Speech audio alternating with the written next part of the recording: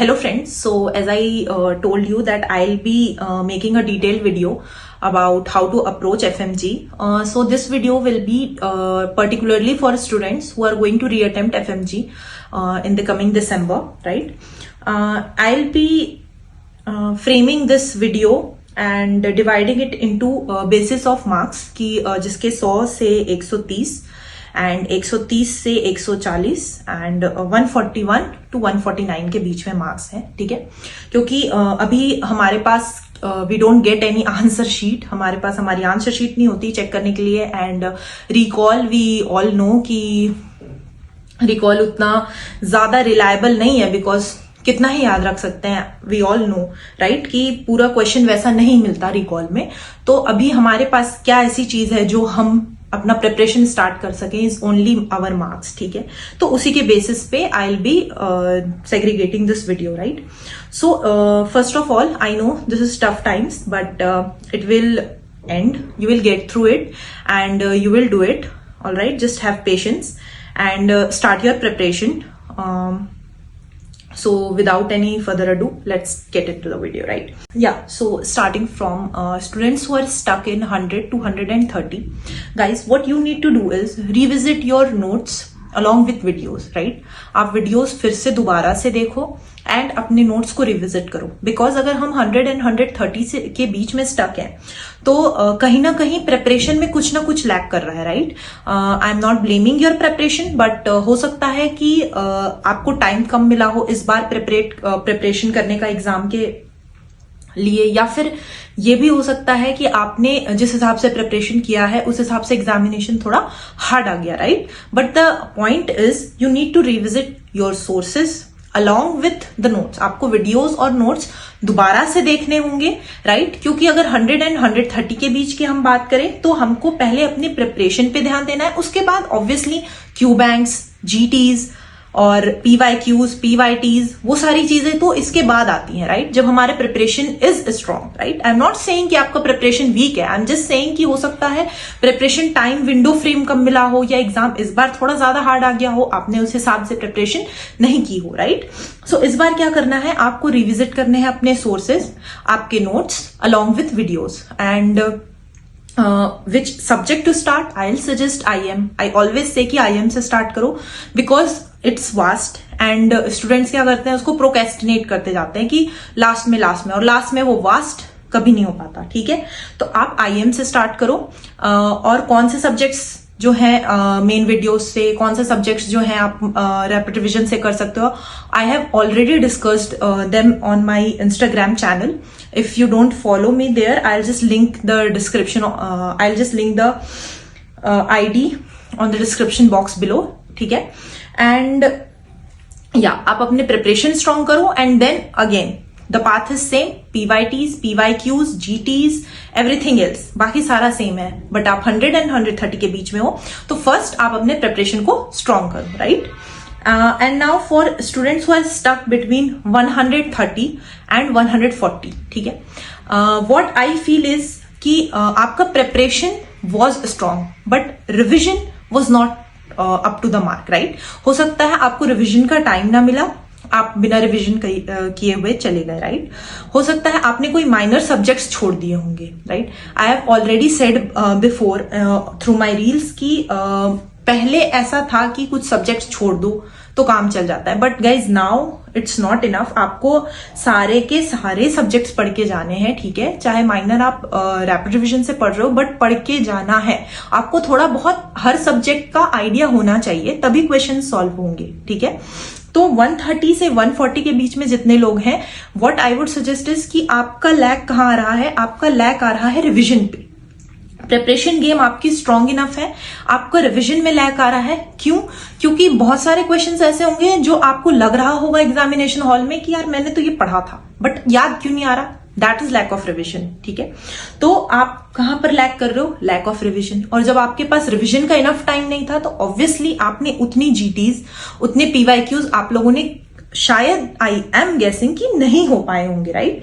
तो आपको अपने नोट्स जो है वो सेम रखने हैं। अगर आपको सोर्स लगता है कि आपको चेंज करना चाहिए तभी चेंज करना, वरना same source is enough, right. Source में कोई दिक्कत नहीं है, हम कहीं ना कहीं लैग कर रहे हैं कुछ पॉइंट्स में, राइट। प्रिपरेशन में नहीं, कुछ पॉइंट्स में लैग कर रहे हैं, वो अब हम अपने नेक्स्ट एग्जाम में बिल्कुल सही से कर लेंगे, राइट।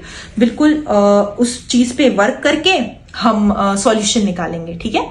तो 130 से 140 के बीच में, 131 से 140 के बीच में जो लोग स्टक है, what I would suggest is कि आप रिवीजन अपना इनफ टाइम देना, राइट। आप अभी जितना भी आपको मेन वीडियो से या पूरे नोट्स जो भी पढ़ने हैं आप अभी पढ़ लो, बट आप रिवीजन को इनफ टाइम दोगे। आपने पिछली बार 1 रिवीजन किया था तो इस बार आप 3 करोगे, आपने 2 किया था तो इस बार आप 4 करोगे, राइट। क्योंकि अगर आपने रिवीजन किया भी था तो आपको ये समझना होगा कि उतने रिवीजन से मैं उतना रिकॉल नहीं कर 3 से ज्यादा होते हैं तो वेल एंड गुड, बट अगर 3 से कम तो कम का गाइस कोई ऑप्शन नहीं है। Minimum 3 revisions is what is I will say and I suggest कि 3 रिविजन तो मिनिमम करके ही जाना है। एंड अलॉन्ग विद दैट उसके बाद आप PYQ, PYTs जो भी है वो तो आपको प्रैक्टिस करने ही करने हैं, राइट। सो 131 से 140 वालों के लिए this is what I would suggest कि रिविजन गेम अपना स्ट्रांग रखो। PYQs and GTs, subject test, mini test आप हमेशा देते रहो। Marrow is a very great platform, I always say that, question bank के लिए, right.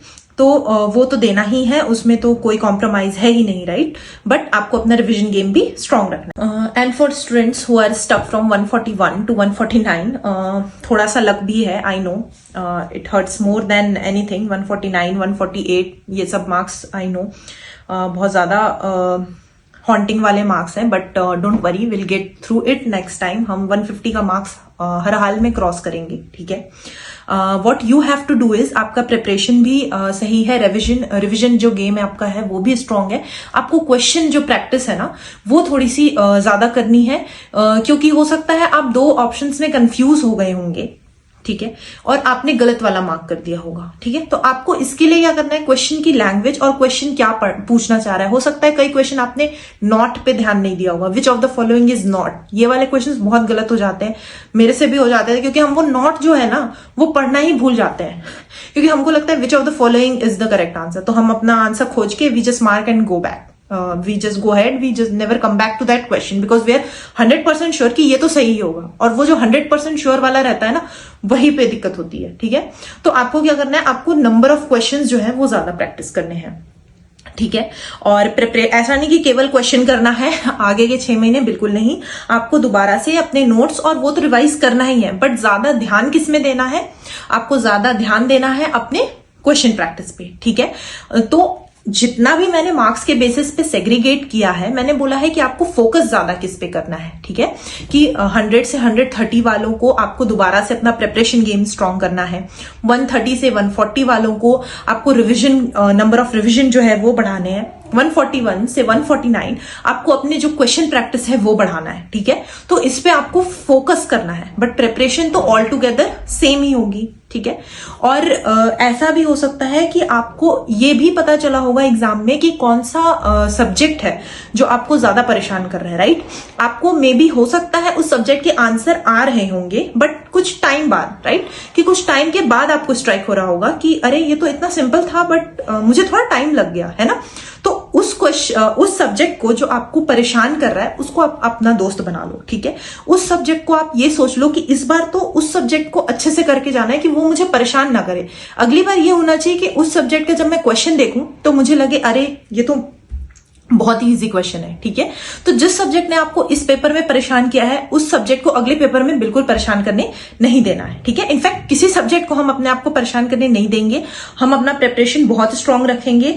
PYQs, revision on point, अभी भी बहुत टाइम है, हम आराम से करेंगे। अब ये भी नहीं सोचना है कि पेपर दिसंबर में होगा या जनवरी में होगा, वो सब बात की बात है। आप अभी से, आपके हाथ में क्या है, प्रिपरेशन स्टार्ट करना, ठीक है। आपके हाथ में सिर्फ प्रिपरेशन करना है, हार्डवर्क करना है। जो अपने हाथ में है हम वो सोच के हम वो स्टार्ट करेंगे। जो NBE के हाथ में है वो भी नहीं जानते हैं, they just change on last minute. We are already seeing what they are doing with NEET PG aspirants, right.